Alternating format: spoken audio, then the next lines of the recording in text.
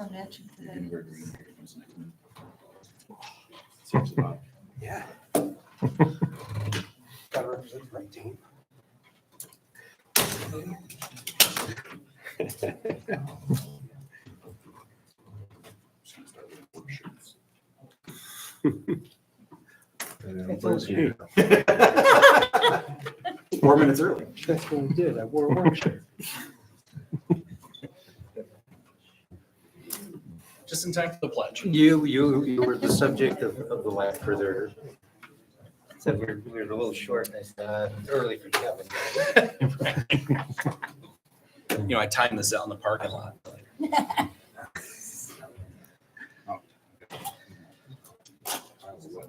So we've got. Get this quiet. Thank you for your attendance. I'd like to call the Middleville Village Council meeting to order. Probably helps if we're closer to the microphone. Rhonda, may I have a roll call, please? Mike Kramer, Here. Steve Baldry, Here. Robert Bishop, Here. Richard Hamilton, Mackenzie Peters, Kevin Smith, Here. Ian Williams. Here. Please rise for the pledge.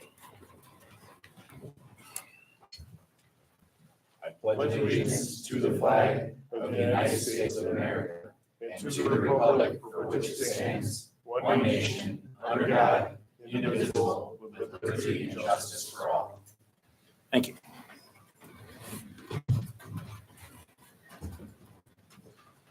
Okay, everyone should have a copy of the agenda in front of them. I'll make a motion to approve the agenda. Support.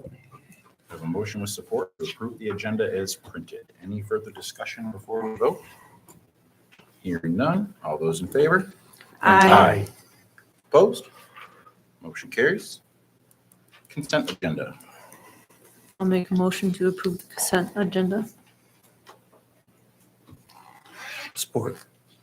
All right, we have a motion with support to approve the consent agenda consisting of the approval of minutes for the regular council meeting of April 9th, 2024, and the approval of bills as of April 17th, 2024 for $26,360.14.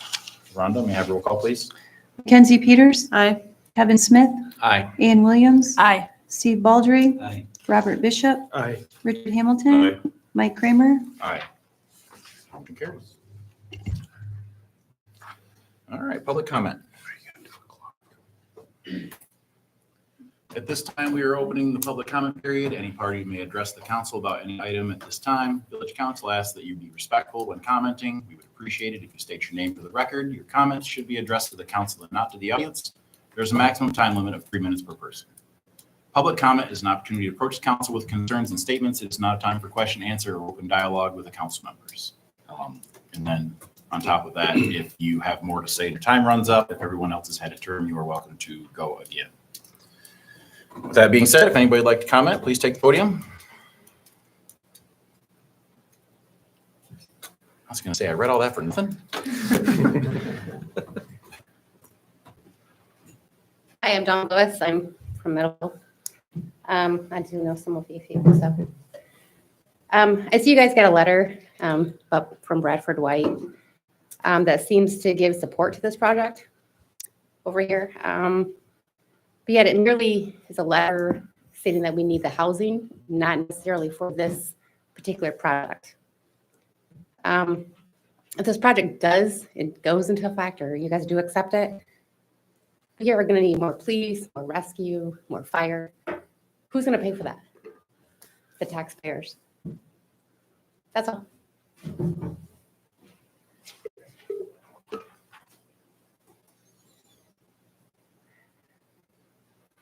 Anybody else?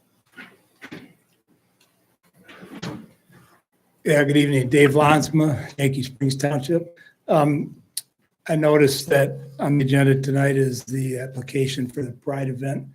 Given the size and the extended hours that they're hoping to run this event, it seems to make more sense to perhaps place this at the other park off 37 as opposed to right downtown here. And then my comment regarding the apartment or the tax abatement. This will put quite a load on the water and sewer system. And given the fact that There have recently been discussions regarding the need to hike rates to the residents. It seems unfair to provide such a massive tax break to this particular project just for the purpose of getting them in, when for sure it's going to put that much needed, or it's going to put a load on our system that will require upgrades, not something we can push off to the future, I'm sure. All right, thank you. Hi,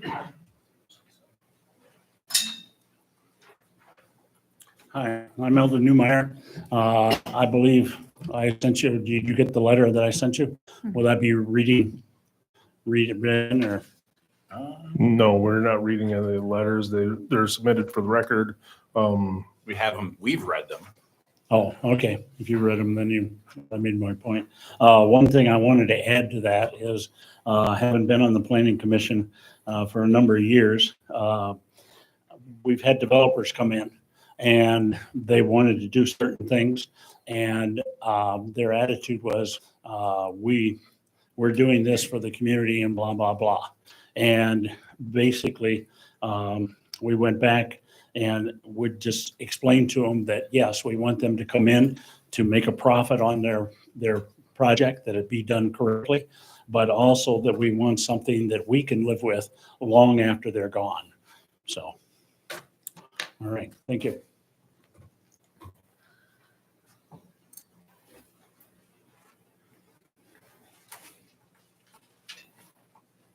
Anybody else?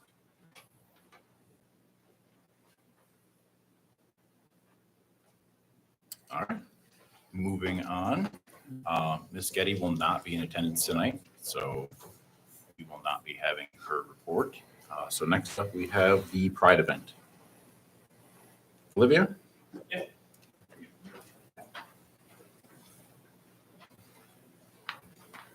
All right. I didn't have any prepared plans or anything. Amanda just said, I'm not going to make it. So, So generally, you just explain the event. yeah, okay.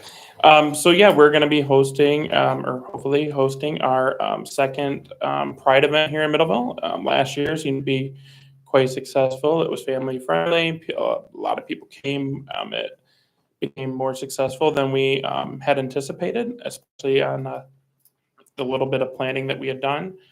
We got a lot of people who really felt like it meant a lot to them to see, something of such love and light in our community, where sometimes they feel maybe that they're a little bit thrown to the side. And so Amanda and I heard that a lot last year, and we're looking to have another successful event this year. Anybody have any questions? I just have one statement, if I may. We as a board are not here to censor content as long as it doesn't violate rules and regulations and laws of the village. So I personally feel that this is well within a person's right to free assembly and free speech, and there shouldn't be an issue with this event. Mr. Hamilton? I have a concern with the write-up in the paper last year about this being a Middleville sponsored festival. We didn't sponsor it, and we didn't sanction it as a festival, which has implications that the village does sponsor it. I too would like to see this put over in the park where it can be managed from a security point of view. I have no objection to having the picnic that they're going to have, but I'd rather see it off of 37 where the sheriffs can control in and out. There's a lot of extra expense that went into managing that last year. That's where I stand. I don't think we had any extra expense. The village did. To be completely honest with you, my concern with moving it to Spring Park would be the lack of parking. That's my concern. In either way, we don't have the right to tell somebody to move down the road if they are renting the pavilion and the space in accordance with our policies and procedures, then it's their right to be down there. So we didn't have any issues last year, so I don't have any issues with that. The only thing that would be different this year is that we have changed the language on our event permits. Mhm. So you would need to provide insurance. So if we do approve the event, we would have to approve the event contingent on the village receiving insurance information prior or on or before June 5th. And we are in the process of looking into that. Any other comments or I have concerns? one. Sure. I don't think we have the right to tell a group here or there. I think we allow everyone else to use the facilities without any damage or problems or anything else. I don't really think I want to be in the market of censorship, so to speak. Yep. I would say let them have it. Well, if everybody feels that way, then a motion would be in order. I'll make a motion to approve the event permit. Support. And that would be contingent on receiving insurance on or before June 5th? Yep. Okay. Thank you. Just wanted to make sure that was included. We have a motion with support to approve the event permit for the Pride event. Any further discussion before the vote? Hearing none. All those in favor? Aye. Opposed? Nay. Motion carries. Thank you. All right, moving on. Flip back here. We are at resolution 2410 for planning and zoning fees.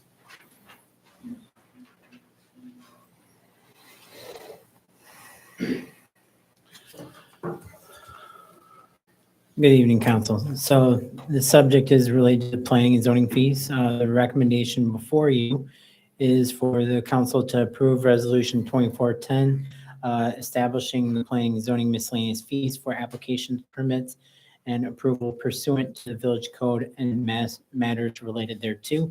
If you recall, this was presented to the village council at the April 2nd MCOW meeting, where it stated that we work together to establish a resolution with the subsequent fees that were mentioned within those tables. So them are the items that you see before you in resolution 24-10. I don't know if anyone has any questions related to this. You know, we typically have a resolution. We had one last year. This just has the fee adjustments regarding what was previously presented. Mr. President, I'd like to move to approve Resolution 2410, establishing the planning and zoning miscellaneous fees for applications, permits, and approval pursuant to village code and matters related thereto. Support. Okay, we have a motion with support. The only recommendation I have from staff is that we should include an effective date for the new fee schedule. May 1st? Doug, do you have a date that would work for everything to be uploaded and ready to go?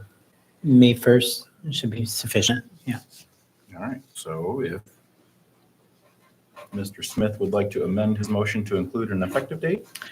To include an effective date of May 1st. Support. All right, we have an amended motion with support. Any further discussion before we vote? Hearing none. All those in favor? Whoa, whoa. Resolution. Oh, resolution, roll call, please. Kevin Smith, Aye. Ian Williams. Aye. Steve Baldry, Aye. Robert Bishop, Aye. Richard Hamilton, Aye. Mackenzie Peters, Aye. Mike Kramer, Aye. Motion carries. Doug's gonna be up there for a little bit. We have resolution 2411, suspension of our RV ordinance.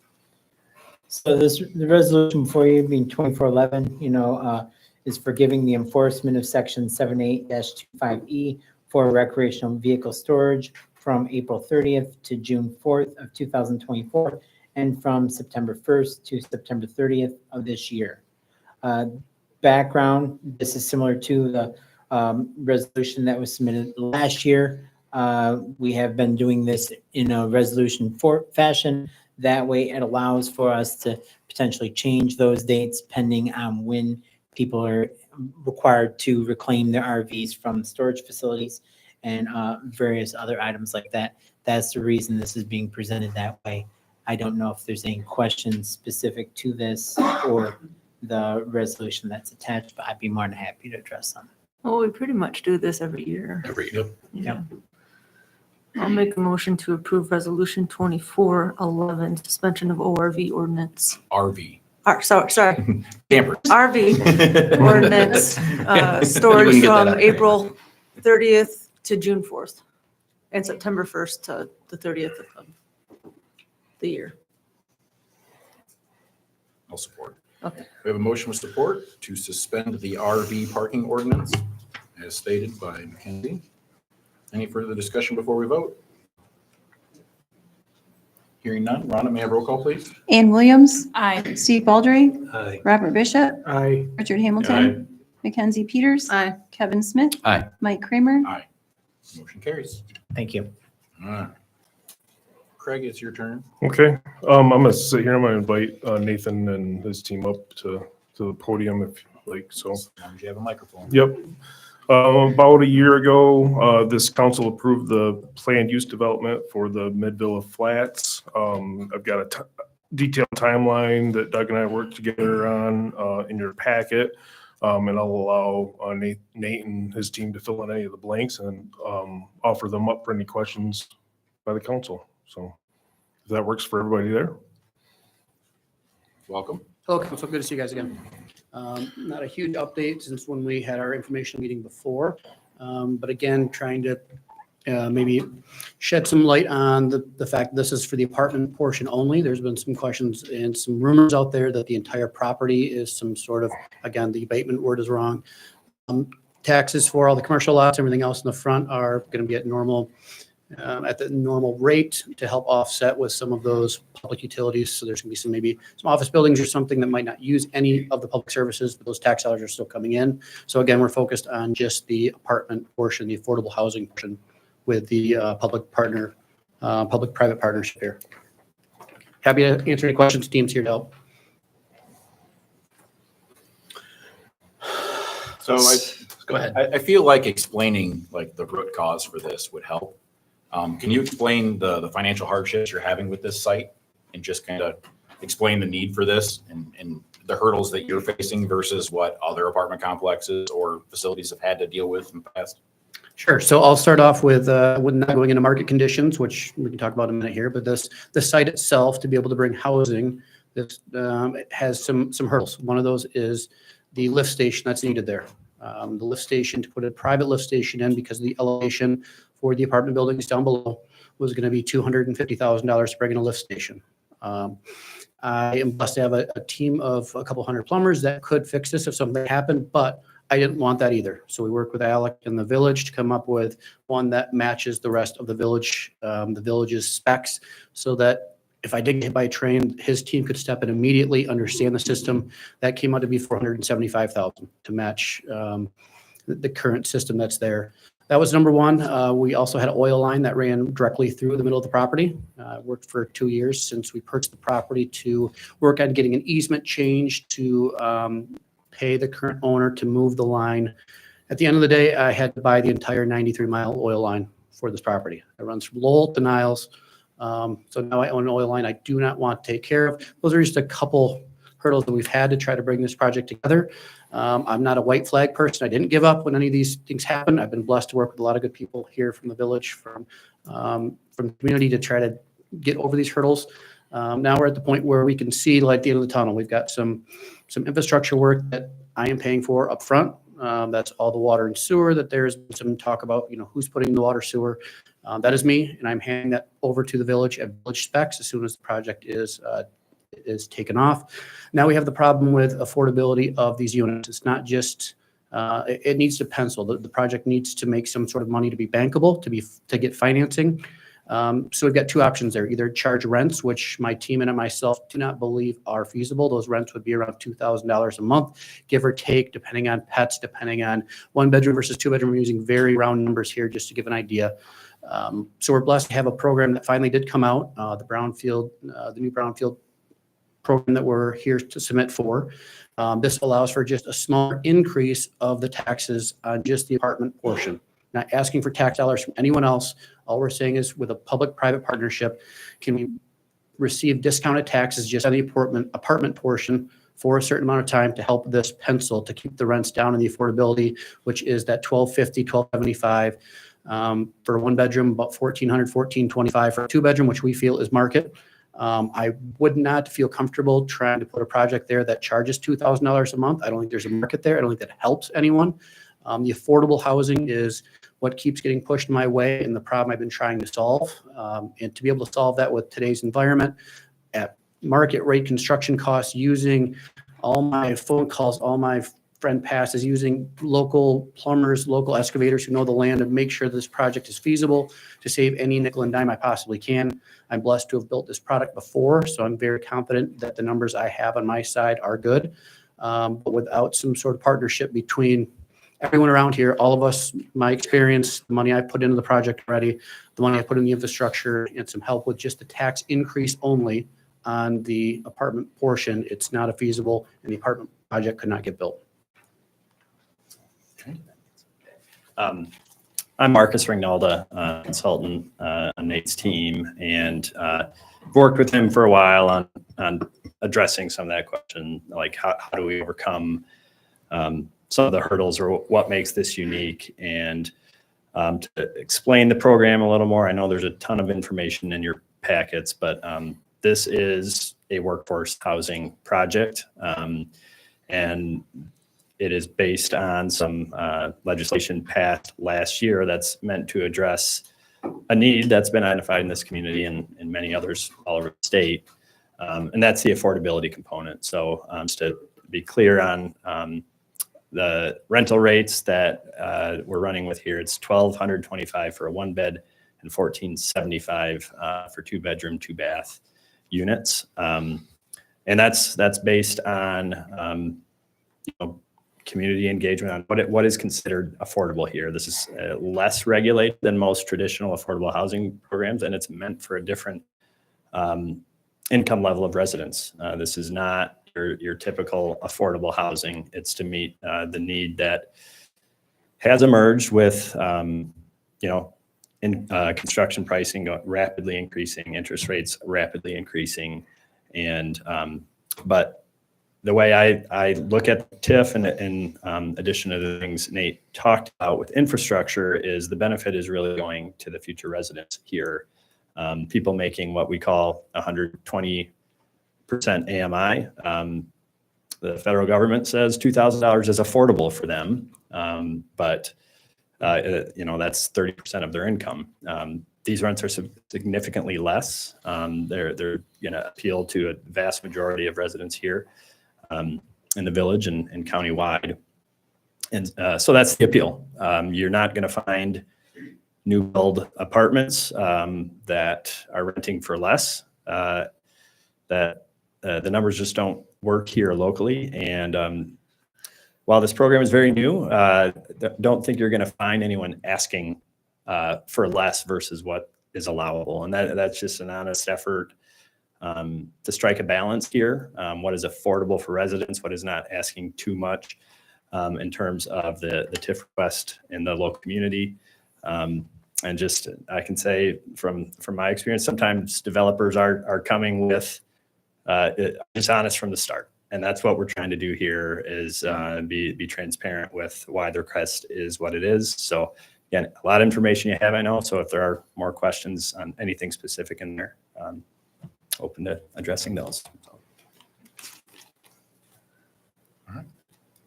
Anybody got questions? Kevin, I saw you leaning forward. You want to start? Oh, yeah. First of all, I've had the pleasure of having offline conversations with Nate several times. I think his heart's in the right place, and I think that the project in and of itself is in the right place. I think our community vision, and we doubled down on this during our planning sessions a week or two ago. Affordable housing, workforce housing, whatever you want to call it, the need is there. Middleville is ripe for the development, and it makes really good sense.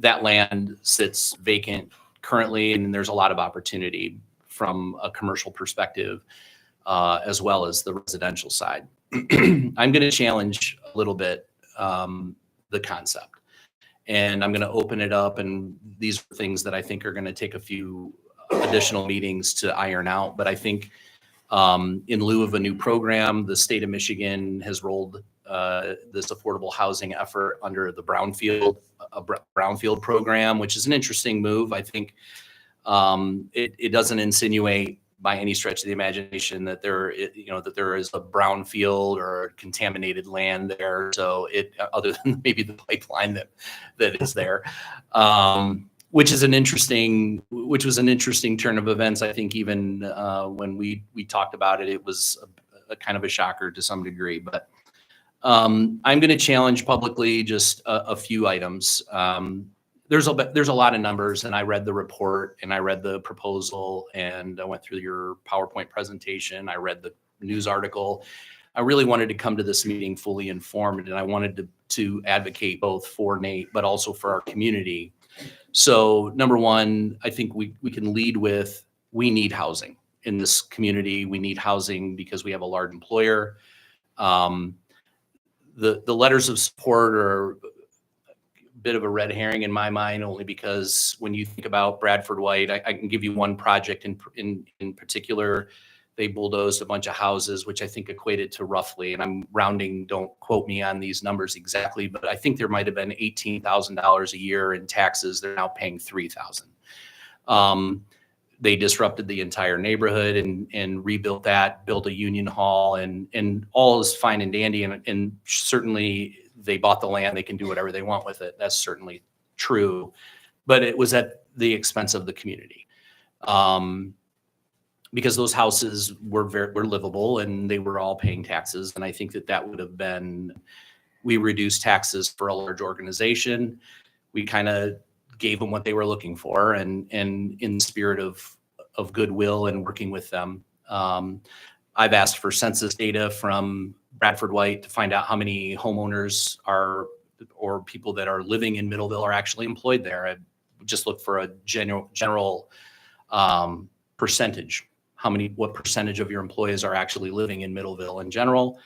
They said they'd get back with me, and that was, I think, 3 years ago. So we're still waiting for that, and I would love to get that information when that time comes.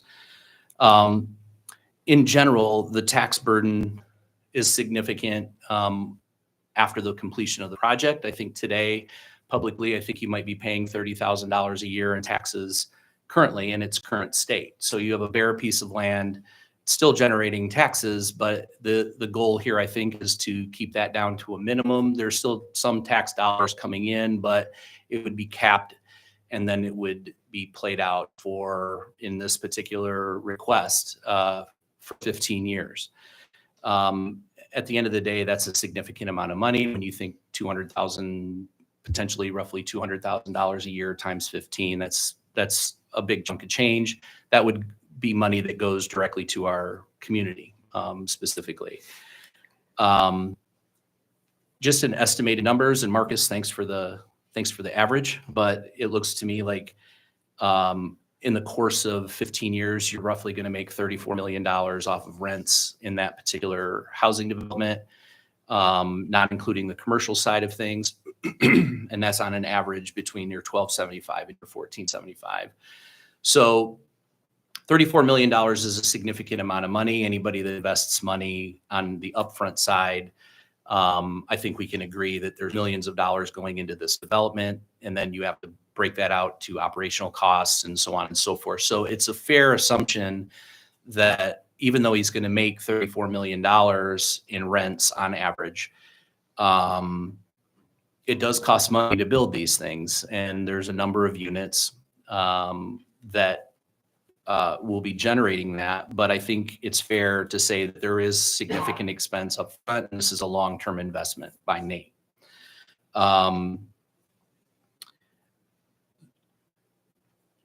I think Nate has been very accommodating in many ways to bring quality of life elements to the apartment complex, be it parking, be it a community center.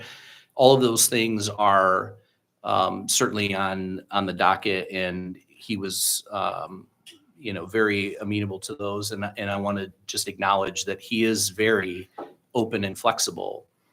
I think we may need a slight push and do a little more horse trading when it comes to a significant break in taxes for us, it's okay for us to come back to the table and say, we're not going to ask for $15 million. We're going to ask for a portion of that to get back to the community in significant needs where we have at least one project right now that I can tell you flat out will cost $1 million.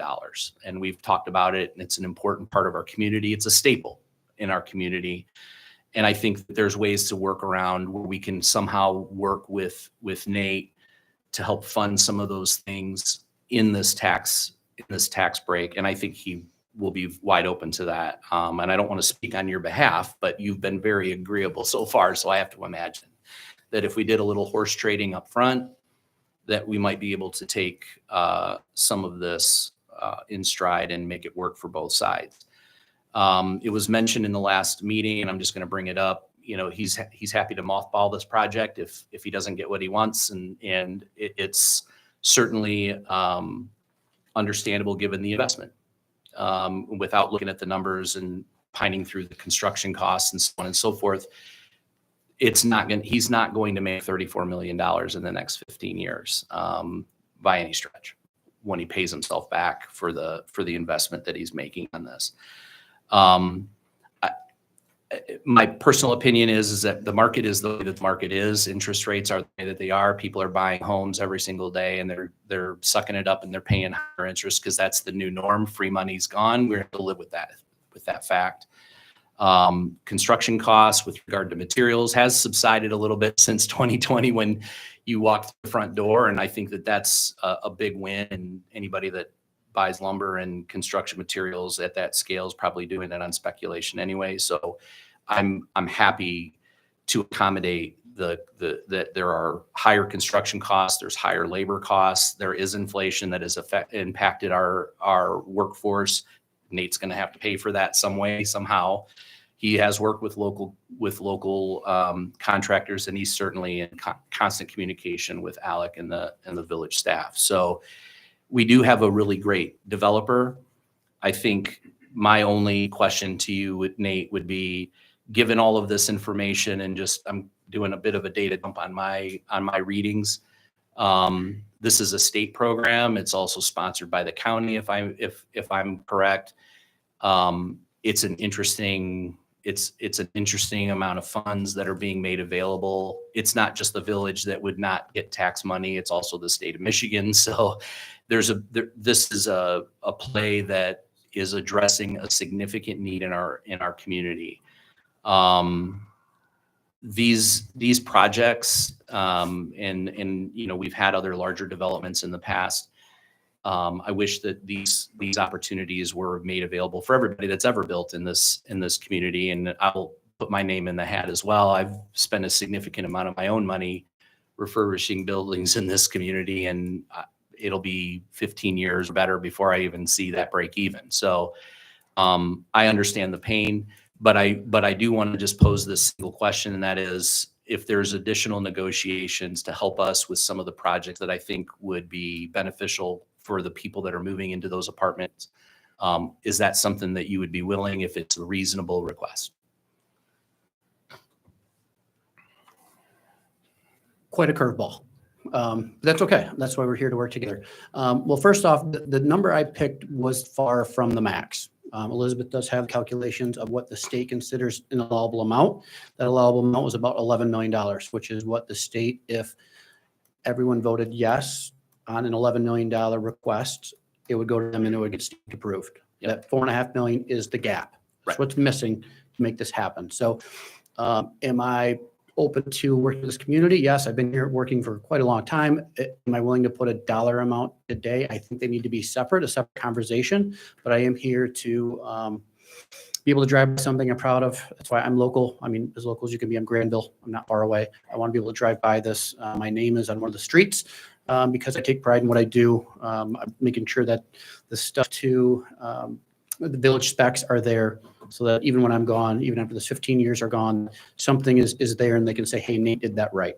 Am I willing to help in some way, shape, or form? An example is I know that the fire department is looking for $25,000 for hoses.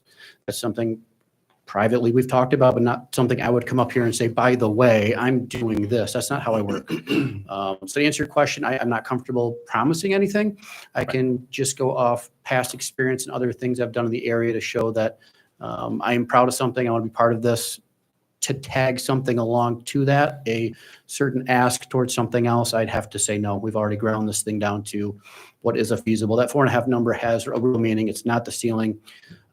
It is what we're missing. It is the missing piece to make a missing middle affordable housing project go. Got it. Just to, over when you project out rent collection over the duration, a couple comments to make. Debt service is, Nate is working with lenders, and when we talk about the gap, that's pretty consistent without like federally subsidized programs, which wouldn't work for this income level anyway. So when we talk about it, it's what every lender is looking for in a reasonable return. I think at this scale,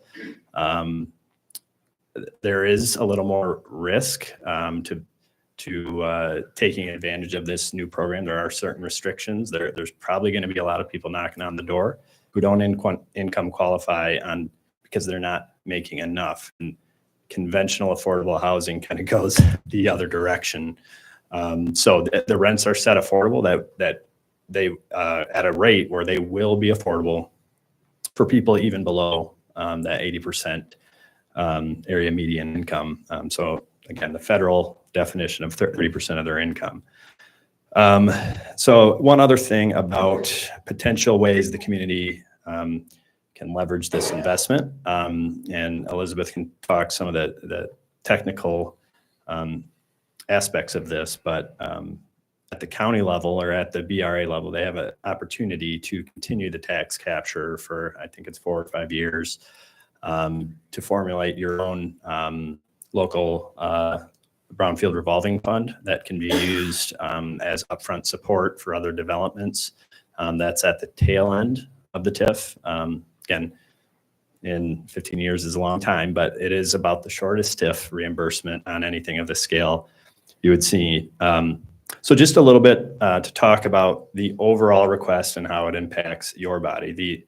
The largest capture is from the DDA, which of course is tie-barred to the village here. But of that roughly $5 million that's coming in, I believe everything that is being requested is currently being captured by the DDA. And then that's just on $2 million. There's just under $200,000 that Thornapple Township, who we'll be presenting this to. We've talked to them informationally. That's another vote that has to happen.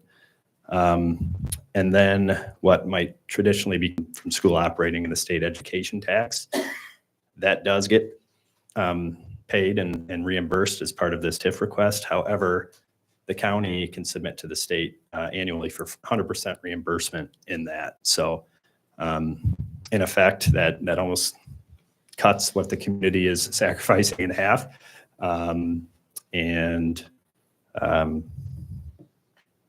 If there's any other things I didn't address out of that, we know, but just wanted to add a little bit more to address those comments. Thanks. Mr. President, if I may, Sure. I have a few questions. One,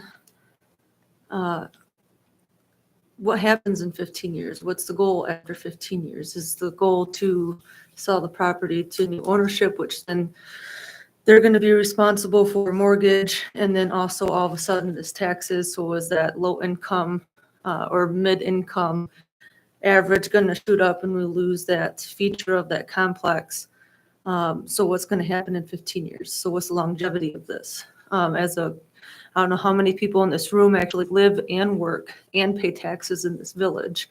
And out of that, how many of us are going to be here to see what happens in 15 years? I know I'm going to be, so that's something I'm curious on. And then let me ask my other two questions, so maybe you can get all of them. The medical office, I don't know if anyone knows, but Corewell Health is considered to be a nonprofit, so I don't think that is going to play well in collecting taxes from that entity. I don't know how that works per se exactly, but if it is a Corewell Health office that goes there, we should be mindful that's a nonprofit. The property taxes will remain, but they won't Yeah, pay they- They income won't tax. They still pay Oh, property okay. taxes. All right, and then, Do we have a site plan for a Corewell Health office? no, I'm just saying, because it said medical office. There's no in the current plans. discussions with Corewell. No, Okay. yep. But I'm just saying, because that's the biggest medical office around, so if that was their design to move or to put one there, that would be something to consider. And I think my other question was, you know, it's not really a question as much as a statement, you know. I mean, this, an analogy someone gave me that's much smarter than me said, it's like being asked, which shin do I want you to be kicked in? So what's worse, losing the opportunity for community growth and workforce capital and business business growth because you have 144 minimally people operating in your community, or not having that developed, but also having the ramifications 15 years down the road, what's going to come of that. So those are a lot of things to consider, and I'll let you speak to the other things. Yeah, so at the conclusion of the period, I talked about the option to continue a tax capture that goes in to the Brownfield Redevelopment Authority that manage at the county level. But that is when the affordability component ends. That is when taxes return to ad valorem, just what they are.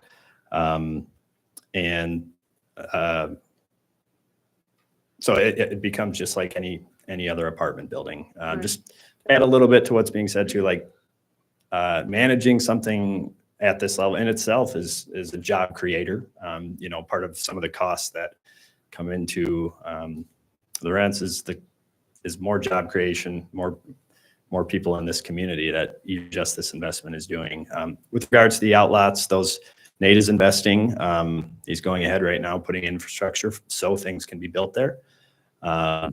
When you talk about the school reimbursement, when you talk about potential, I think there's some models in your packet on, what is a restaurant or an office building? What might it be?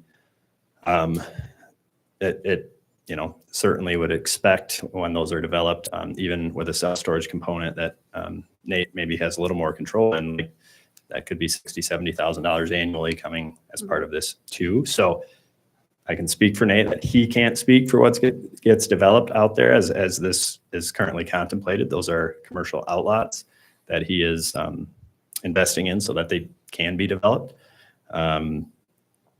But does that answer your question on the 15-year question? It answers it, but doesn't resolve, what's going to happen then.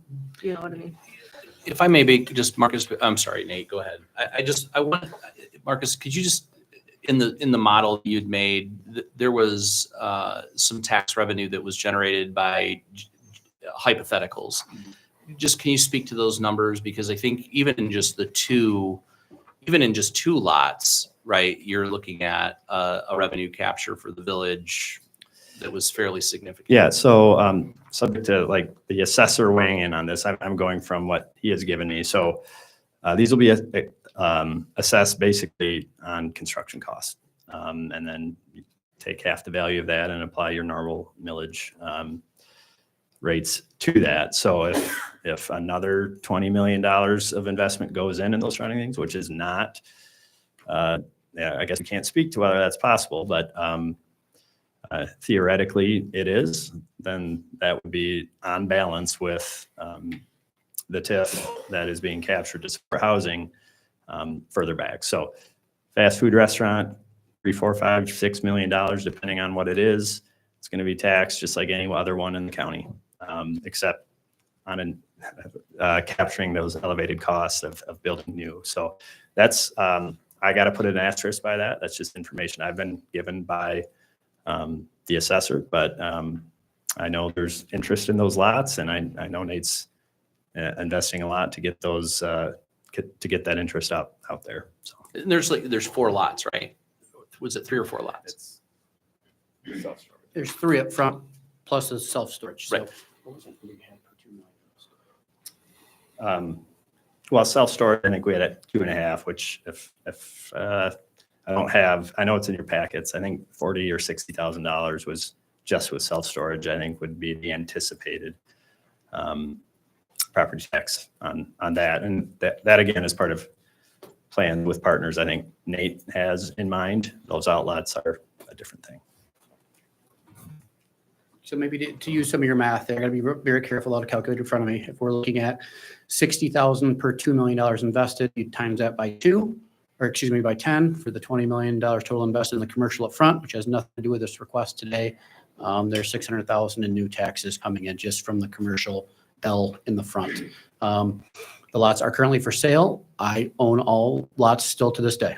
I'm under some NDAs with some potential buyers that want to come to the village and are excited about the lots being done. But as of today, as of this meeting, I still own all of them. So I do not feel safe saying medical here or restaurant there. It's not fair to anyone. And it's, again, just to cover the benefit of the program in general, those are lots that were not there. It was empty land. And those lots will generate taxes and certainly offset the reality of what we're looking for here to assist in the construction process.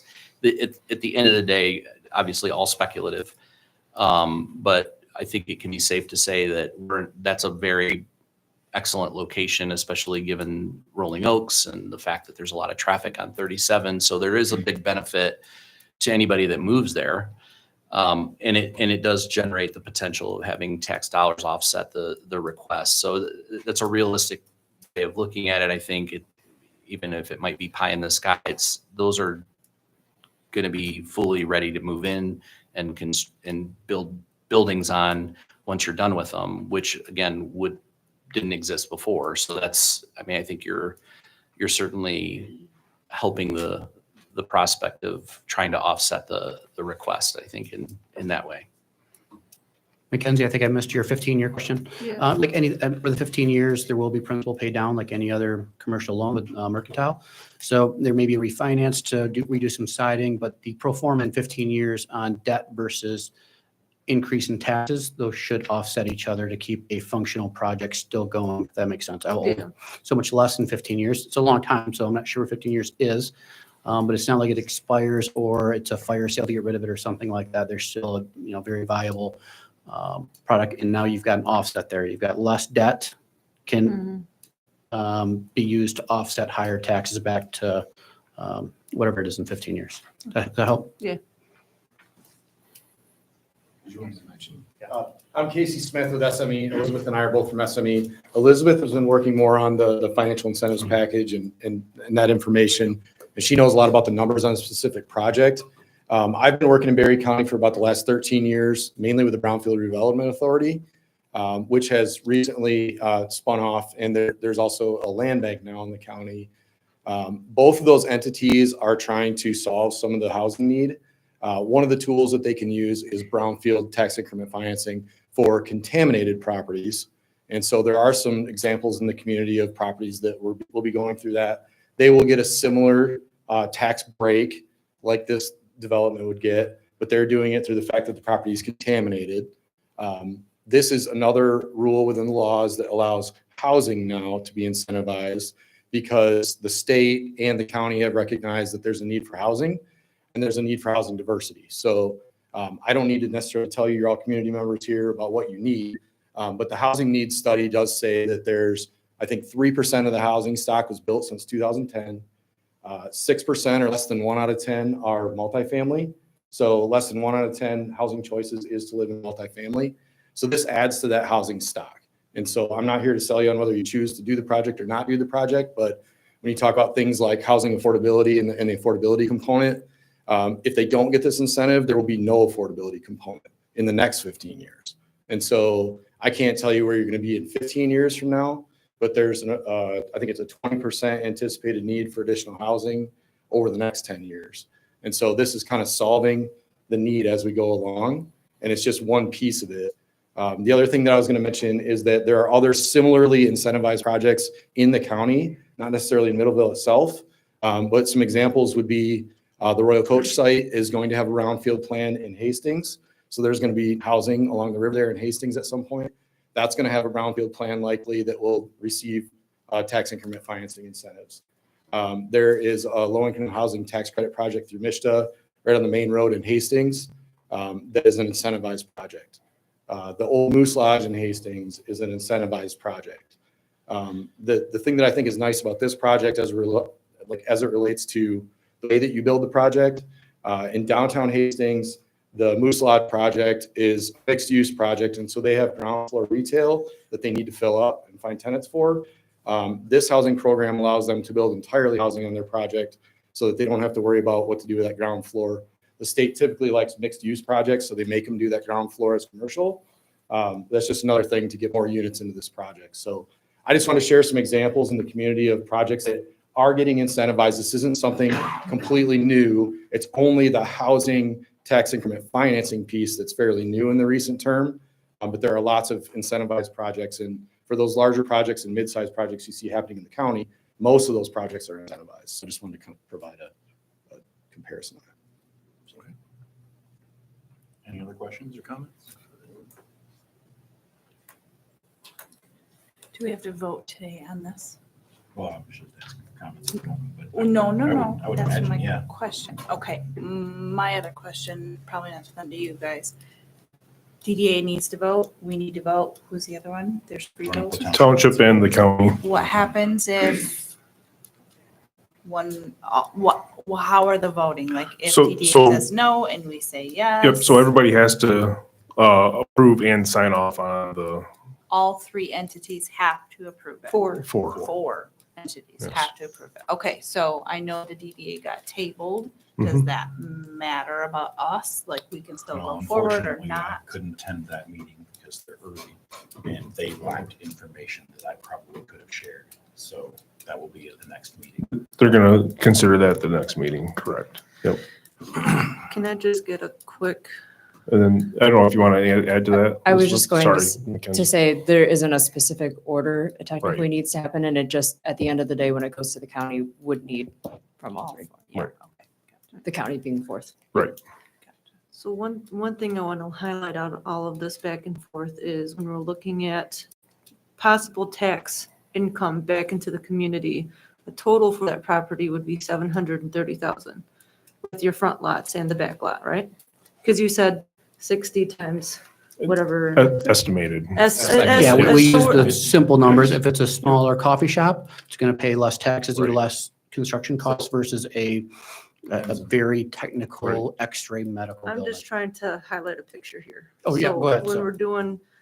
we're looking at 730,000 estimation ballpark numbers, and all we're asking for is 130,000 levied for 15 years, and we're still getting that 60,000, and the potential for a developer that can do everything that he's doing for the community is unique.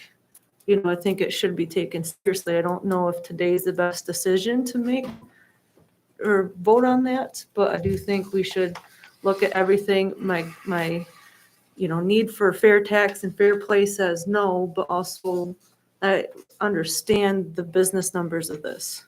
And I don't think it's something we should, It was in our packet. Huh? I mean, we've been given this information to read I for know, over a but- week. Right. Well, it's been Yeah. longer than that. Yeah, Yeah. I mean, yes, but Right. I mean, like, all of that information is in there. So I want to address some concerns. sure. It was brought up about water and sewer. They're still paying for water and sewer. That's not going to change. And the water and sewer system has to pay for itself. So there are no tax dollars that will be captured from the property tax on this that would be paying for water and sewer. That's not legal. The water system has to pay for itself. The taxes for extra services, well, we've been growing for a while and we're going to keep growing. We've given this similar program to Bradford White. And since they've gotten this program, they have added over 1,500 jobs to this community. If you want to talk about revenue, I mean, it's not all taxes. Those people shop here, they eat here, they buy gas here. They drive fast through town here. They get tickets here. So this is us investing in Nate as much as Nate is investing in us. In 15 years, yes, we are going to see that. Now for Nate, in the past, we haven't done the full 15-year agreement. There's some accountability with that. With Bradford White projects, we generally do those about 5-6 years, and we reevaluate to make sure that that's staying on task. But for everybody else in the audience, this is performance-based. If Nate doesn't increase the value of the property, he doesn't collect the revenue. You have to spend the money to make the money. So he has to invest here to collect this money so that he can pay for the project. So it's pretty self-sufficient, but it also, by doing half of it and then having you come back and reapprove for the other one, because we haven't turned one down yet, then we can do a checkup and make sure that the project's still on task and doing what we needed to do. So I think I answered all the questions. Oh, if this program had been available for other housing units, I would have loved to seen it used. There's a house down the street from me that just went on the market. The resident passed because I was plowing the driveway, and a new owner took place, and we were talking, and he did some remodel work on it. It's smaller than my house. It's a single level, 750, 800 square feet. He's charging $1,700 a month in rent for a house. If that's going to explain what the market is right now, I mean, my nephew would love to live in town. Instead, he's over by the mall and paying dang near what he mentioned for the first rent. I was just going to add to that, Mr. President, that when this is fully built out, we could have upwards of 300, maybe 400 people who are new residents buying things in town. I would think the commercial strip there, or any commercial aspect in Middleville, would be happy to have another 300 or 400 people who are potential customers who live here. So it's not a drain on somebody else just because they didn't get it. It's a positive by having people here that are going to shop at their stores. Well, and if we want to circle back and talk about other developments, I mean, there's a lot of residents that are not happy with Town Center because they ended up having to pay into a drainage district.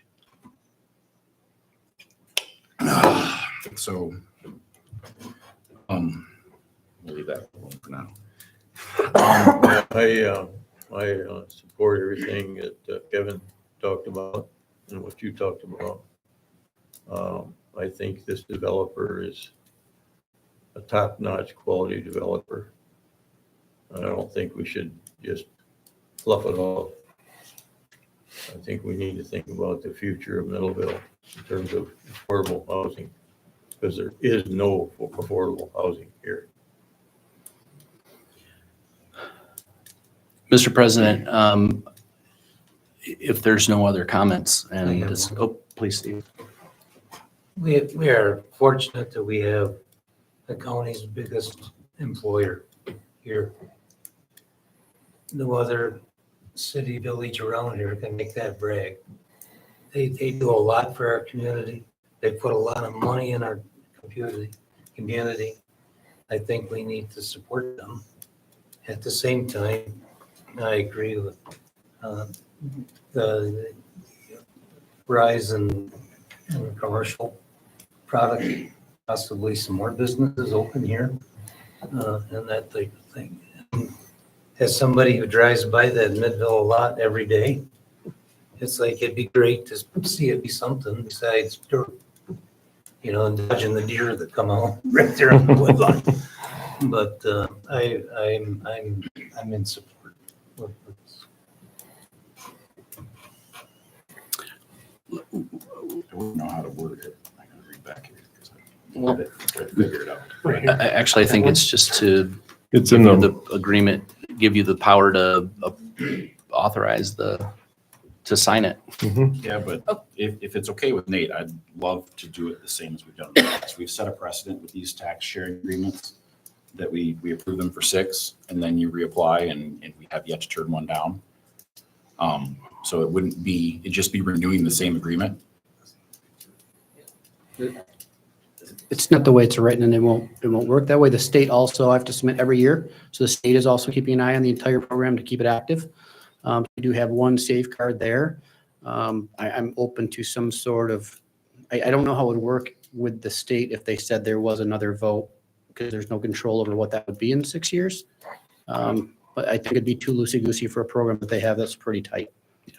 I mean, I mean, the way that I read it was it's all mandated by that program. It's all or not. Well, she's gonna fill us in here. Well, I was going to say back to it being performance-based, like it is, at the end of the day, that is also a projection. So if the taxes are truly higher, that would be reimbursed quicker.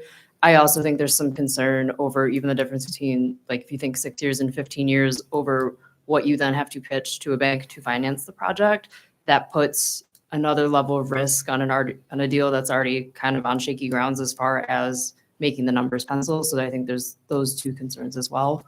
And then also just the reminder, though, it is performance-based. It has to be built. The taxes have to be generated before it could be reimbursed back.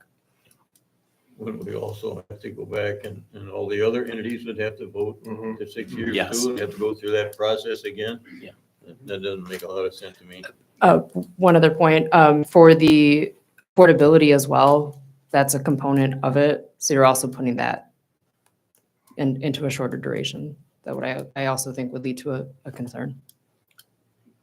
For clarity, if this were to be revisited every 6 years, where you're saying it would uncap the potential of raising those to meet whatever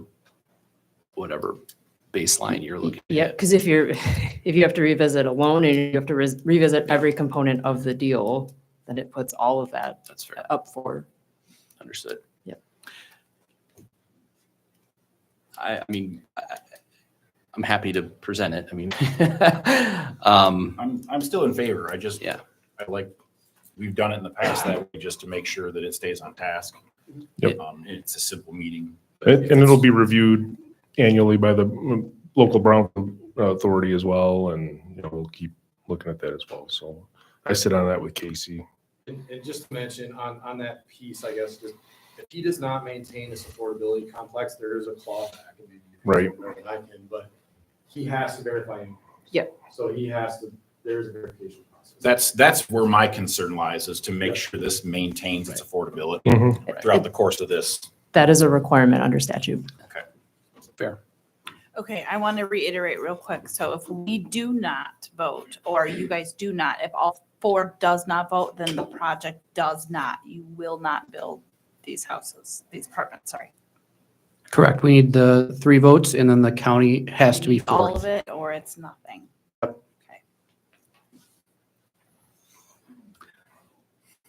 I'll make a motion to approve the resolution 2412, Midville tax sharing agreement. Support. All right, I'm glad you did that because I didn't want to support Lisa on something. All right. We have a Your motion. motion is going to authorize, include is there authorize the village president to sign it, Yes. right? Okay. Go back up to the top here. Bouncing all over the place in this document. It's right here. Oh, thanks, Bob. All right, so we have a motion with support to approve resolution 24-12, authorizing the village president to sign the tax increment revenue sharing agreement, Exhibit A. Any further discussion before we vote? Let's see, Rhonda, may I have roll call, please? Stephen Boldry, Aye. Robert Bishop, Aye. Richard Hamilton, Aye. Mackenzie Peters, Aye. Kevin Smith, Aye. Ann Williams, Aye. Mike Kramer. Aye. Motion carries. Thank you. All right. Council and staff reports, Mr. Stolzenberg. Yeah, I think I lost it here. Maybe. I've got it. There it is.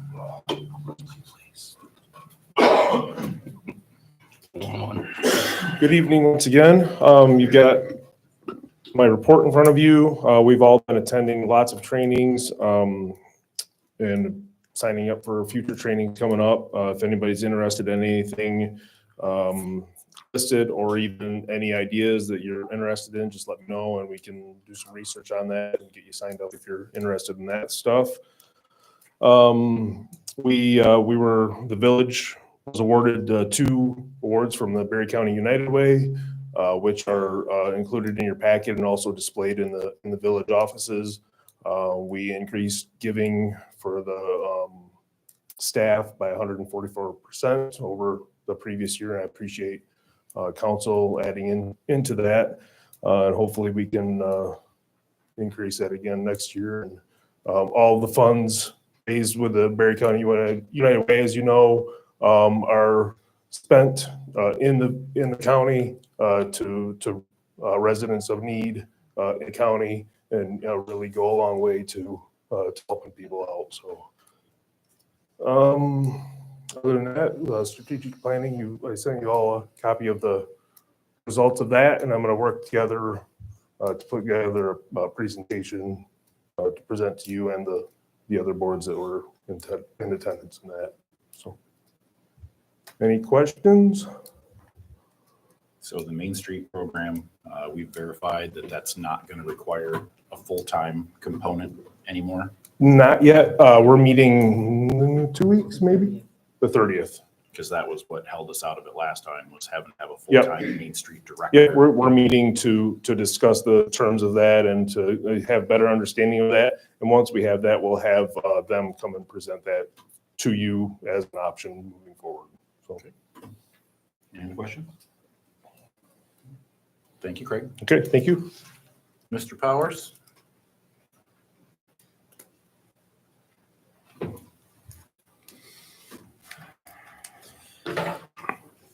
Thank you, council, once again. So as you can see, that we've had a handful of different permits going on in this last month. And I don't know if you can scroll down a little bit or not, Rhonda. But, you know, the other items that have been going on. So the ZBA did just have a public hearing for the 611 Grand Rapids property where a use variance was approved to allow for a dog grooming facility. Beyond that, we're anticipating having the Plan Commission and Village Council potentially having a workshop for June 5th this year.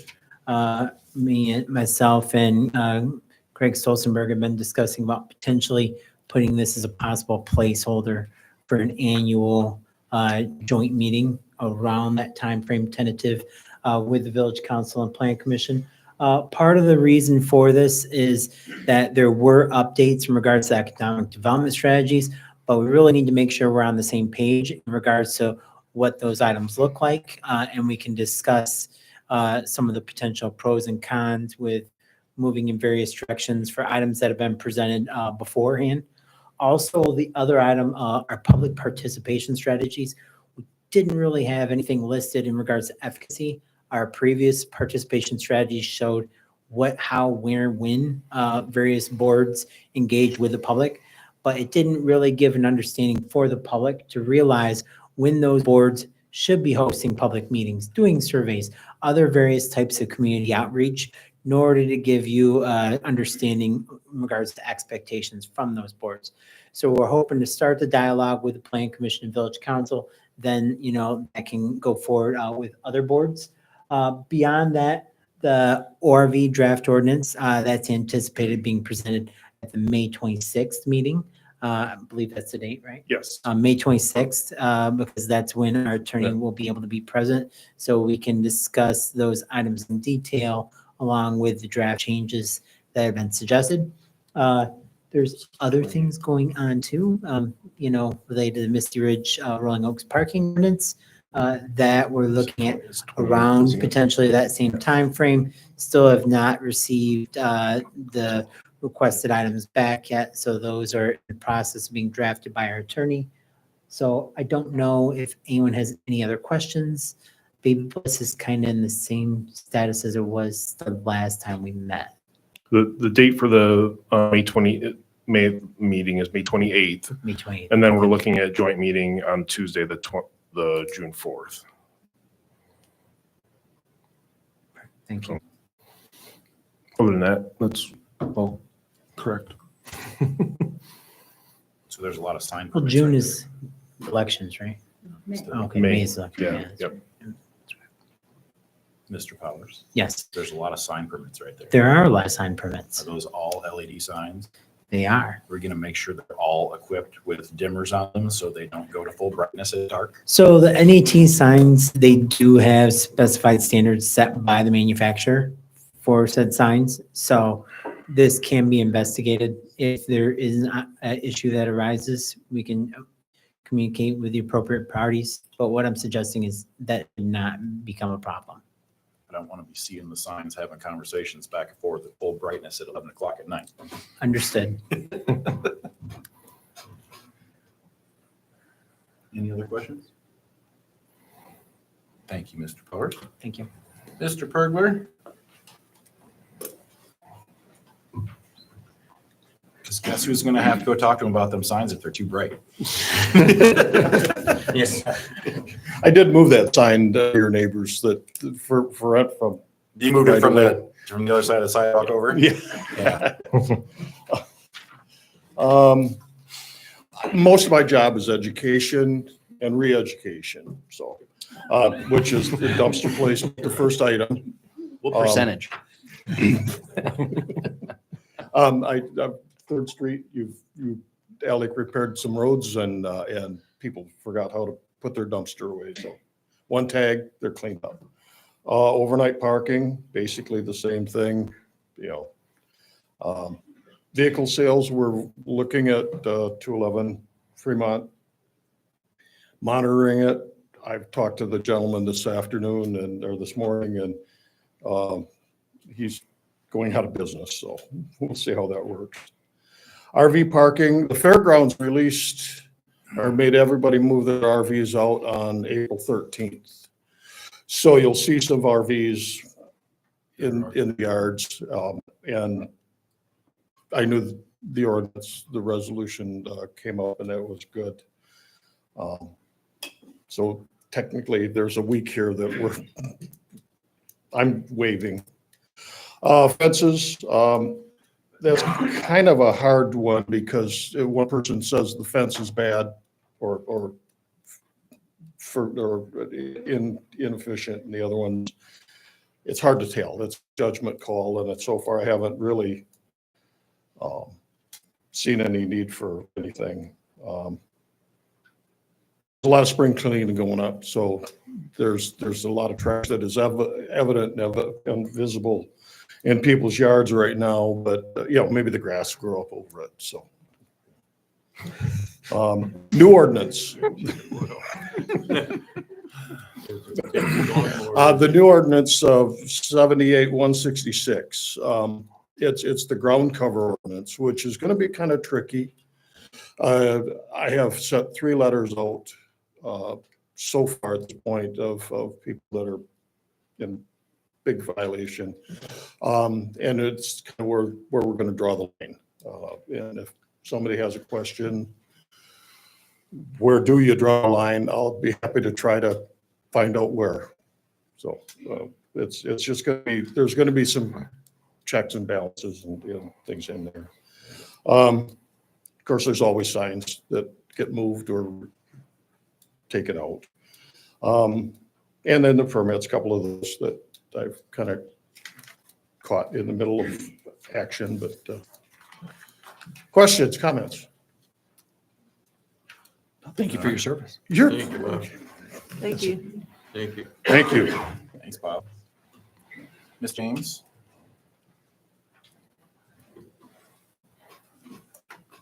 Good evening, council. Good evening.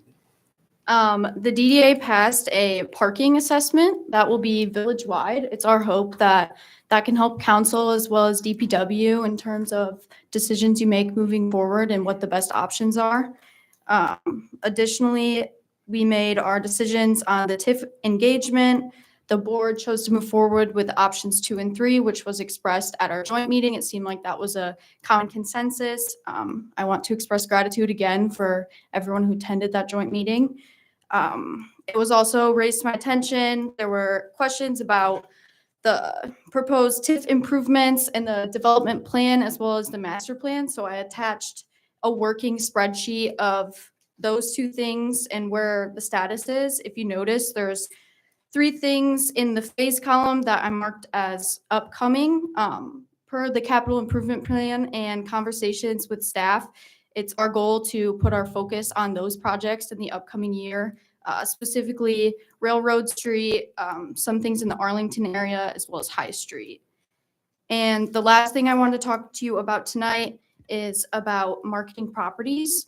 In accordance with the RRC, the marketing plan we have right now states that the village is responsible for marketing properties, but I understand that this is something the DDA could do and we want to assist in that.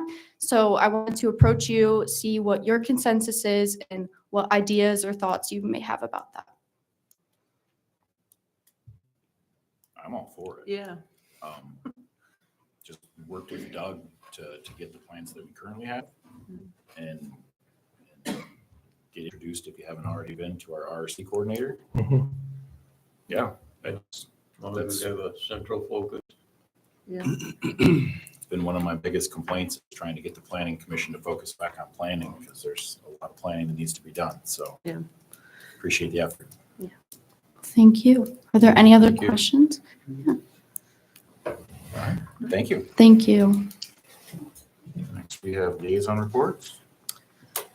The TAPRC was canceled and rescheduled for a date that I was not able to make it, the date and time. It was scheduled during my work hours, so I was unable to attend. So I will hopefully have something after speaking with Eric and see if I can't get meeting minutes for that for you all. And then, of course, our library meeting was also canceled due to availability of most people. I have one quick comment on liaison. Wherever you do liaison to, if you find out that a meeting is going to be changed, canceled or something, we need to know here too, because we change our postings. So I don't know who's supposed to let us know, but if the liaisons could let us know, it'd be great. Craig Helpful. asked me to do that last time we spoke, so. I don't know if it's good for you or me. I heard that. We'll move on to unfinished business. Mr. Belson, we will be discussing the High Street parking lot. Good evening, council. Per your request, after last meeting, there's some discussion on how to and what the proper course of action is to repair the High Street parking lot. Just for clarification purposes, at last meeting, I proposed two separate options for council. One is to replace the entire retaining wall with a full one, plus replace the entire parking lot. Engineer estimate for that cost was $398,000 and change. And then there's another option to propose is to replace half of that wall and put a similar sloped bank on top of that that's maintainable and mobile. And the cost of that was $144,035. Per council's request, I did have some digital renderings made for them to decide on, help decide, I should say. So first picture is the existing parking lot. Nothing to really see a lot there. That's the temporary, that dirt berm that's been there for several years, waiting for us to decide how we want to proceed. If we scroll on to the next picture, that is going to be removing the old retaining wall, replacing that with concrete block wall. We did look at actually doing a poured concrete wall with rebar reinforcement. This is the cheaper option, is to do a large concrete blocks, decorative block there. So large cost of this project is purchasing the actual block. That's why the cost varies so much. You're almost buying double the amount of block. They're interlocking block. Yeah, they're very similar. They're about 2 foot wide by about 4 foot long. Each block's about 900 to 1,000 pounds. So they're pretty substantial blocks that will hold in place. But the cost of those blocks are quite expensive, but still cheaper than doing a poured concrete wall. The cost of the blocks is more than the cost of the other project entirely. So your cheaper option, the blocks are more expensive than the cheaper option, because you're at $178,360 just to buy the material before any labor spent. Yes. Could you throw $500 to paint the back of that building? Neither one of those buildings are owned by the village, so I would Just say throwing no. that out there. So- You're right, the renderings didn't disappoint, by the way. Okay. So I will say council directed me, I did kind of stray a little bit to do a full set of engineered print, but I thought that council, the artist renderings would help you make your decision with just these. So then if we scroll down to the next picture. So that, wait, Oh, that's sorry. the 300,000. That's $398,000. 400,000. Yes, call it $400,000. Okay. Just because of the cost of the block itself. If we scroll down to the next picture, that is a sloped, manageable dirt berm that comes down to about a 5-foot wall instead of about 11-foot wall. Again, you're half the block, so it's that much cheaper. That one's about $144,000. There was a difference. Mr. President, do you remember our conversation? How many additional spots were there? 9. No, excuse me. No, no. Five. This Five. fixes 9 right here. So, There are 5 so spots. if you look at here, and this is, I'll just be clear, this is artist rendering. We do not have a full set of engineered plans, exact parking spots, but rough estimate. This option here is 5 fewer spots than the top option. So we're talking five parking spots total difference. And then if we scroll down to the next picture, this is roughly the same cost, maybe a little bit more of the 144,000. But then there would be a concrete curb there. The grass would be at the bottom of the wall instead of on top of the wall. You'd have shrubbery up top, replacing any fencing or wall that may be needed. That's roughly about 150,000 as well. So, So for 388 versus 144, difference of about 254 for 5 places. Makes Correct. each place 50 grand. Correct. Place 50 grand. That is correct. Yes. How many times would we have to put in a meter to get back? In the Correct. middle photo, show me how would you configure the spots that are in the 140? In theory, if you could scroll back up. So in theory, you would have roughly 2 spots at the end where the black truck is, 2 Yeah. to 3 spots there, and then 3 to 4, 5 Yeah. spots down there. Okay. And And again, that- I haven't spent a lot of money in engineering yet because I don't Yeah. want to spend until I get council direction of No, which. that inlet section right there, that's right next to the, yeah, right there where your mouse Yes. is, right there. Is that also, That village could property? potentially be a parking spot. okay, so that Yes. is village property. Yes, Has to be that engineered. village property owns up to that wall, Yeah. from my understanding, yes. So we have to make sure that we have proper drive lane width and we have enough. Correct. room for No, I parking get it, space. I get it, Yes. I get it. So there is potential for a pole and parallel spot there, yes. Right. Hold on.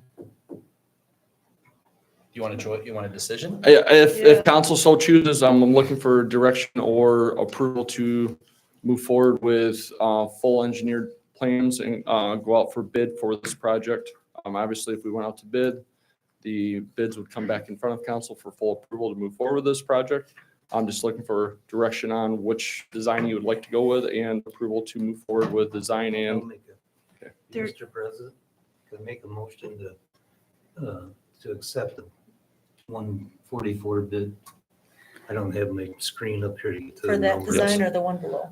Yeah, is there a 144 preference? was the second option. A, B, or C, or. So A, B, or C, if we go A, B, or C option, 144 is B and C option, we'll just be clear. So B and C are really, they're within $5,000 to $10,000 in cost, yes. Let's do B, because that looks cleaner. So there's no other options for getting money from state, getting money from any improvement? I have not something? investigated into those options. There's There's very few grants available for Parking lots. parking lots or any type of physical infrastructure right now, with the exception of the High Street project with the 250 that we received from MDOT. Most grants that are available right now are for electric vehicle meters, a lot of, EV type of. Could we throw an apartment on it? I hear they're giving away money. We absolutely could if we do away with the parking lot. I will live there. That'll be my live work situation. I'm just concerned, just because that's Support. behind my business. So that's why I'm passionate about it. So can you reiterate your motion there, Steve? I would dare say that the motion is to proceed with securing engineering drawings in a bid quote for option B. Yes. And support it. We have a motion to support to proceed with option B, Not that option. up one. That one. Yeah, Yes. Alec knows, as long as we all know. That's the one. That's the one. I mean, he's gotta maintain and mow it and all that. I'll manage it. We're good. Weed this weed whack. Well, you know, we got a guy for that. We'll take care of it. All right. We have a motion with support to approve that drawing and move forward with it. Any further discussion before we vote? Hearing none. I guess we're spending money. You already spent the money because you already approved the engineering. Well, engineer Earlier. for the plans, but just for a full set and to send it out for Yep, bid. okay, Yeah. that's fine. All right. Yeah, let's do roll call. Ron, may I have roll call, please? Hold on 1 second here. Yeah, Robert Bishop, Aye. Richard Hamilton, Aye. Mackenzie Peters, Aye. Kevin Smith, Aye. Ann Williams, Aye. Stephen Baldry, Aye. Mike Kramer, Aye. Motion carries. Thank you. All right. Next, Progress. I love it. we have the Mid-Villa Development Agreement.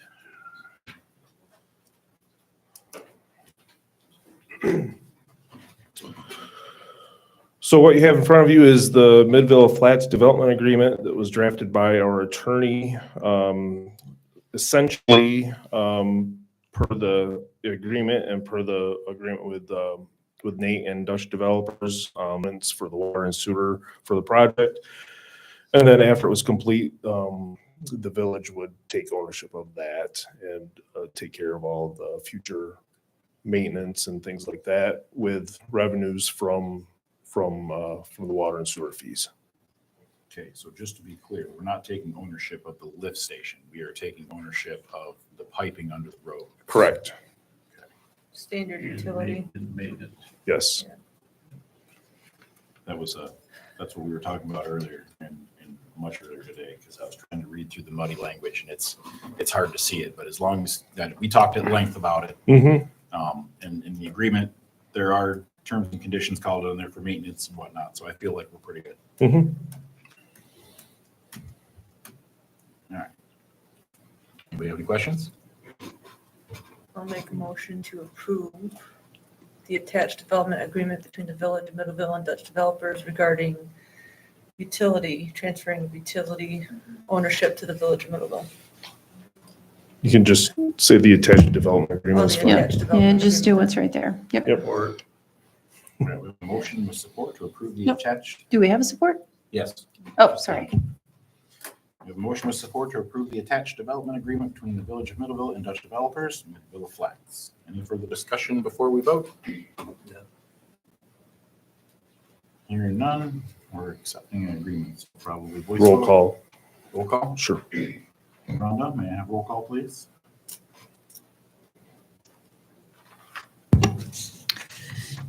Richard Hamilton, Aye. Mackenzie Peters, Aye. Kevin Smith, Aye. Ann Williams, Aye. Steve Baldry, Aye. Robert Bishop, Aye. Mike Kramer. Aye. Motion carries. Thank you. All right, Mr. Powers? Here's another one of them fine people that's probably gonna pay some revenue to us. Good evening. So recommendation you have before you is to approve appointment of Troy Newman to the Plan Commission for a 3-year term expiring in April 30th of 2027. So the background, the Plan Commission consists of 7 members appointed by the Village Council for a term of 3 years. There has been a posting of the Plan Commission upcoming vacancies since February 13th of 2024. There's currently just 1 vacancy now. However, the term expiring is Troy Newman's appointment. While interviewing the applicants, as there are actually 2 applications, it was determined that David Sclaren's background may play a more critical role in the village achieving its goals if appointed to a different board. Troy Newman has served as a member of the Plan Commission with no unexcused absences. So alternatives, the option is obviously, to appoint the other member that submitted an application or, to potentially look for other appointments. But I don't know if anyone has any questions, comments, or concerns pertaining to the reappointment of Commissioner Newman. His term is expiring April 30th of this year. I would support that. As would I. Troy brings a lot of experience to the board. Yep. Um, Ask a lot of questions. the 8 Is that years that remaining? I spent on the planning commission, having the people that can read blueprints is kind of key. Being able to visualize a project from start to finish from a black and white drawing on paper is something that is undersold, and having someone that can read those is crucial. And Troy fills that gap very well. Do we need a motion? Yep. I'll move that we appoint Troy Newman to the planning commission for 3-year term. Support. We have a motion with support to appoint. I'm just going to read off screen up there. Thank you. We have a motion with support to approve the appointment of Troy Newman to the Planning Commission for a 3-year term expiring April 30th of 2027. Any further discussion before we vote? Hearing none. All those in favor? Aye. Opposed? Motion carries. Thank you. I guess this one's mine. So as Doug mentioned, we interviewed David Squarin. I don't know if I'm saying that right. I think so. Okay.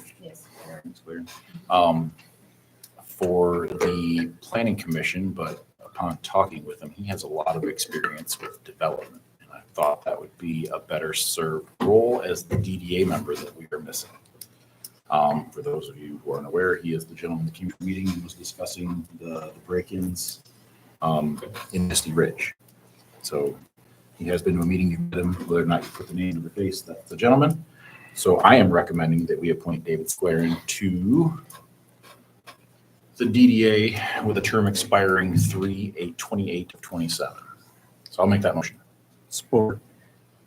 We have a motion with support to approve the appointment of David Squaring to the DDA board with a term expiring 3/28 of 2027. Any further discussion before we vote? I have some. if you Sure. don't mind. I appreciate especially someone who comes with experience and will serve well, but also I feel like excluding the DDA from this conversation does not move us forward in a collaborative mindset. I think they would have come to the same conclusion as you had if he's exceptional, and we should have had DDA involvement on the appointment as well. I also would like to say that there are 2 other members that were not ever talked about, interviewed, that wanted to be on, the 2 members. So I would like to add that they need to be included also. The DA has excluded me from the discussions up until this point, so. And this That is your opinion. I don't think so. Okay. That's factual statement.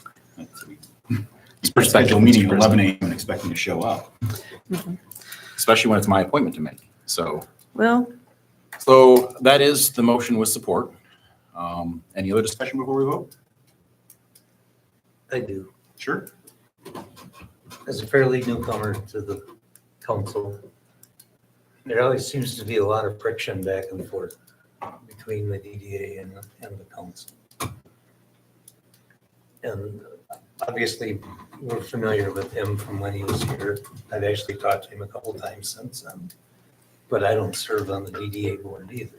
So I kind of think there should be a conversation between all parties before we would vote for him to be a member.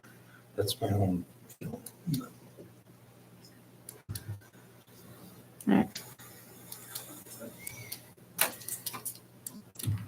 Any other questions, comments, concerns? Sounds reasonable to me. Move. What Steve was saying. And I was saying. I mean, no big rush. Not gonna hurt anybody. Okay. Okay.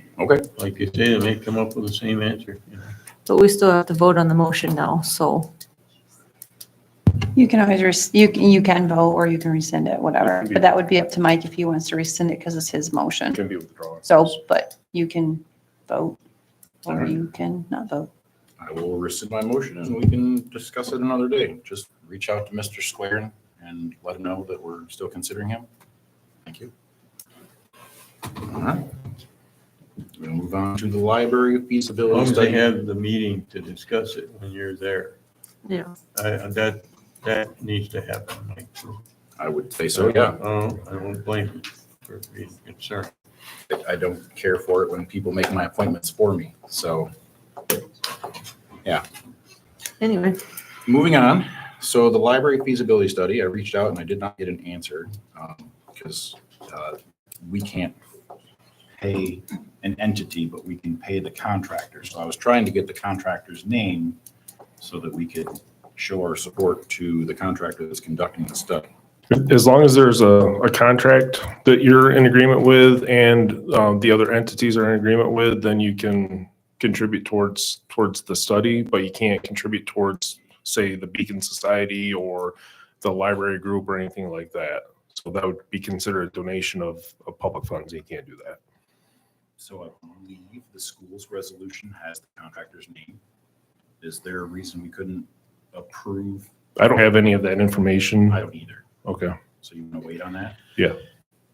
All right, so we'll have to get more information on that. I was hoping to have that for tonight, but they have a contractor. The library has been awarded $15,000 15,000.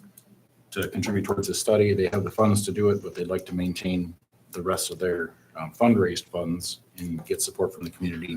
The Thorn Apple schools have agreed to contribute $2,500, so I'd like to see us do that in kind when we have all the information.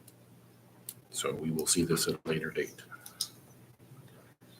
All right, so everyone should have a copy of the Housing Commission minutes from 12/19 of 2023, from 1/16 of 2024, from 2/20 of 2024. We got minutes, huh? TAPRC minutes from January 10th of 2024, and the draft EDA minutes from 4/16/2024. Informational items included in your packet is the DDA revenue and expense report, the local government law bulletin from April 2024 from Micah Myers, the awards that we have received from the United Way for the Award of Excellence and the Better Together Governmental Award, and Rhonda's correspondence regarding her training. Rhonda, you want to speak to that? It's pretty much all in there. My voice is coming back, so I could talk if you want me to. Not required. Okay, good. No, it's pretty much all in there. I'm glad I went. I'm for sure already looking forward to the next 2 years. And Kim and I are also in June going to the, they call it boot camp. So we're gonna be up in Traverse City for 2 days for boot camp. But it's nice to even just to get those contacts and, you know, there was, like I said in my memo, a lot of stuff just on taking care of yourself too, because what we do is hard. So, yeah, just grateful to go. Thank you. All right, we are down to our final public comment section. Anybody like to speak?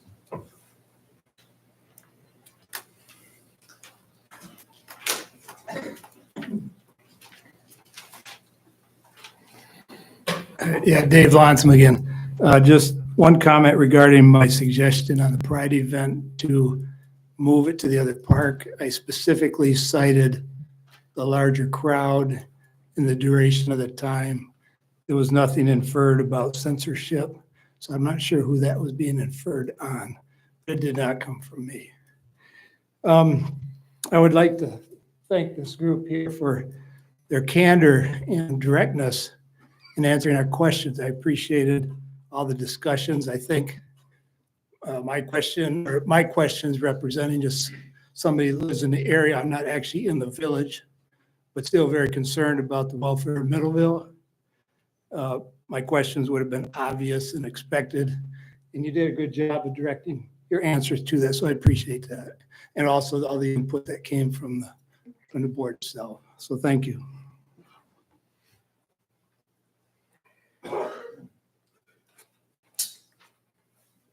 Eldon Newmeyer again.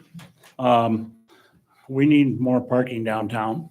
I realize that the decision you made on the parking lot is probably the right one, because it'd be a 25 to 50,000 per parking spot. I think you missed an opportunity here to buy the building on the corner to put that into parking. Previously, you had the fire barn that you were there was talk about possibly making parking and so forth that way. So we do need parking downtown. Thank you.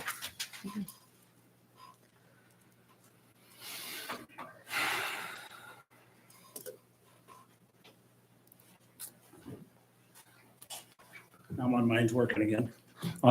Again, with the parking, I talked to Chris Boyson on the library, and I suggested the possibility of Jeff Weston's building, which is a new building. And she said right away, well, the parking is a problem. So I don't know if Jeff's thinking he's going to sell his building or not, but we're looking at it. They are looking at a lot of properties. Anybody else? I just want to remind you that your MCOW meeting is on May 8th, a Wednesday, due to the election on the 7th. And that also means the Planning Commission meeting is on that same Wednesday at 7 o'clock. And I sent a reminder out, if you haven't signed up to serve on the fair, for the Berry County Fair booth. I know Mike, Kevin, Steve, and Bob have already signed up, so. I took the weekend quick because my PTO bank has to build up. Right, yeah, we're gonna be short-staffed, literally. I'm gonna be up north at a conference, and Kim's gonna be on vacation, so as far as staff availability to help out with that, it's gonna be kind of limited, so. Will you do me a favor? Mhm. Will you forward that to my other email? Because I have not yet had the 4 hours to sit with Beth on the phone. Yep, I sent it to you today with your other Okay, email. that'd be great. Yep, it should be in there right now. All right, thank you. Yep, you're Tell you welcome. what, once I wiped Outlook completely, Okay. It went a whole lot quicker for me than it did for everyone else, so I think they've Okay. got the bugs worked out. Right, yeah, we took the hit on the learning curve for you. right. All right, fair enough. All right. Any other public comment? I just got kind of a smart answer there. With Rhonda going to boot camp, about 55 years ago, government sent me to a boot camp. And I went down. Hey, that option to switch is still open, just letting you know. And they didn't care how you felt about it. All right. Final council comment? Anybody want to start? I'll go first if that's all right. Okay. So, I picked up on your comment about it's been a week. I've spent since Wednesday after the DDA meeting calling people, getting information, trying to ensure the decision about the agreement was the right one. Even today, I was toggling back and forth on what the right decision is. It's hard to find a developer who can wisely build on our property to generate the most tax revenue out of it. When you put into the highlight or into the window of how much we're getting on those front lots versus what we're levying, it seems like a small amount when we're trying to consider the pros and cons, because there's pros and cons on both sides. And I want you all to know that not one of us, I believe, took this lightly. We did, I know I've lost sleep. I've gone through 2 bottles of Tums, it's not an easy decision to make. Yeah. So, but I do think we made the right one. And hopefully it continues through the other 3 boards. And then secondly, with the Pride event, I think censorship is just something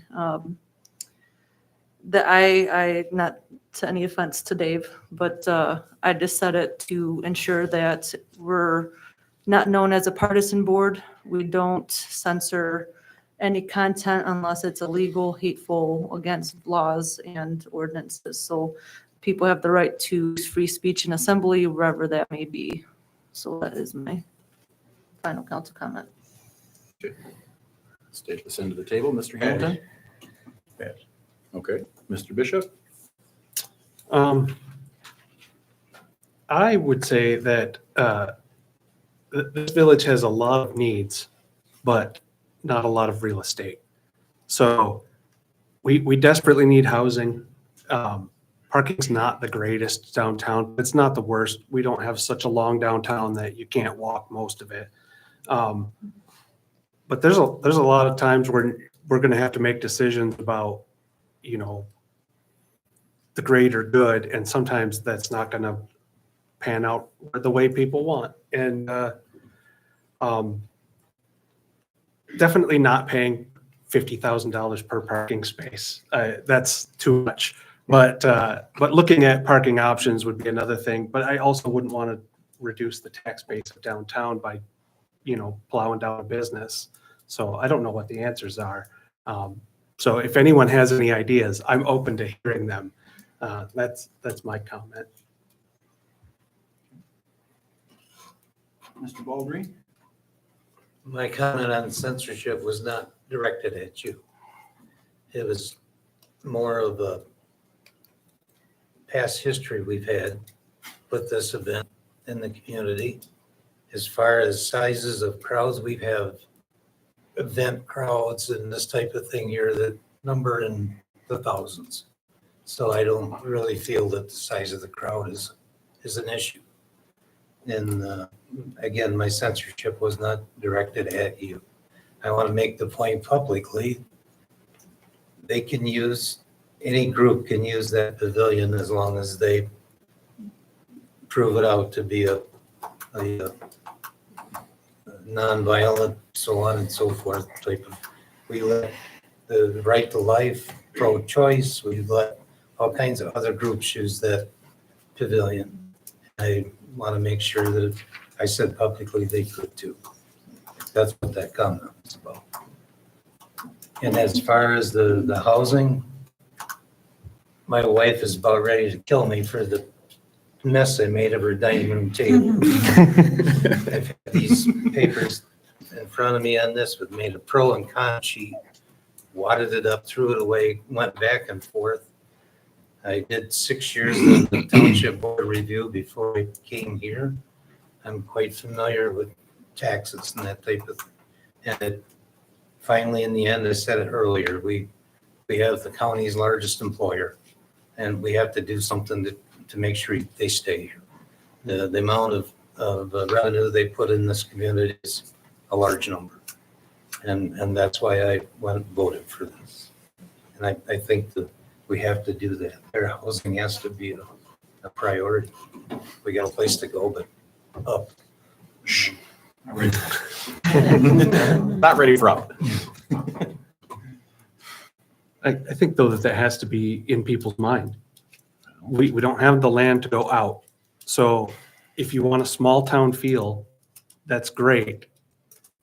We're sort of a bedroom community for Grand Rapids, and that feasibly is probably not in our future. If we don't expand out, we will expand up because the demand in housing isn't going to go away. How long have I been worried about that? I know you don't like that, 17. Mike. Wow. Now somebody else is going to lose sleep tonight. Thanks, Bob. All right. Anything else, Steve? Kevin? Nate, thanks for you and your team for coming out here and going through the round of questioning and discussion. I think it's always productive. I think it's important that people hear in totality the fact that it's not the money that we're just giving, it's the money that you're spending as well, and that's got to be a good balance. And that it's fair discussion, and it's a productive discussion. And I appreciate you enduring yet another round in front of the council. And this has been a long journey for you, and I'm hoping and praying that you have a speedy end to it and that you don't meet any more resistance. So thanks again for your interest in Middleville. Thanks for putting together such a meaningful project, and I think it's going to have a nice impact on our community. Other than that, I think I don't know if it gets stated enough, so I'm going to do it now since we have.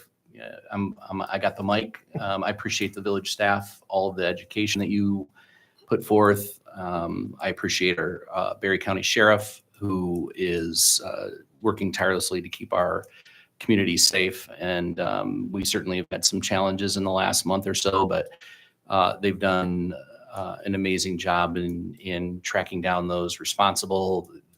And I think it's worth a conversation publicly to just acknowledge that we are really appreciative of the folks that come up here. This is not a rock star gig for them.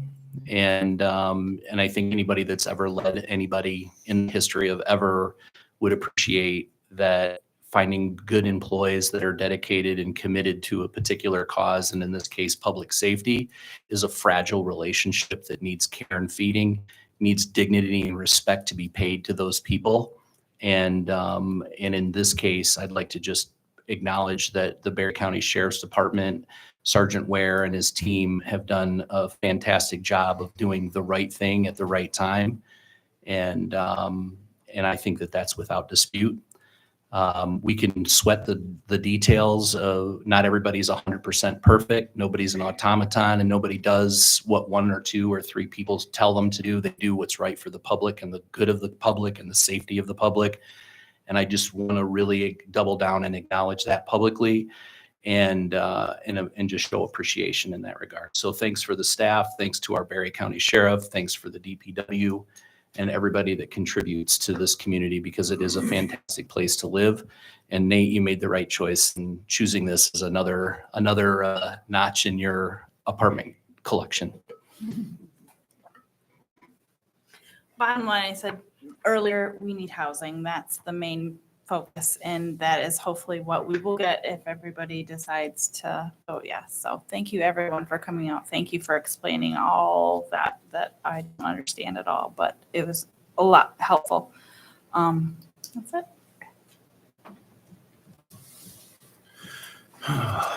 So when I bought my house in 2007, I was salty that I had to pay $100,000 because my grandparents didn't pay that. Now my house is worth $267,000, and I sure as heck wouldn't put that price tag on it. So yeah, there are programs out there to help housing come to town, and I'm glad that they're available to us. Obviously, like everybody else, I wish they'd have been available sooner, because then we wouldn't be sitting here trying to figure out why we had such a deficit. So I'm glad that the developments came when they did, and I'm glad we're still getting them and we're able to support them better than we have in the past. Gosh, I don't know what else I was going to touch on. I just lost it. All right, hard pass. We're just going to call it a night. All right, thank you for your time. Thank you for your patience. A motion will be in order. Mr. President, I'd like to make a motion to adjourn. Support. We have a motion with support to adjourn. Any further discussion before we vote? Hearing none. All those in favor? Aye. Opposed? Motion carries. Greg, you always have a vote. On adjourning.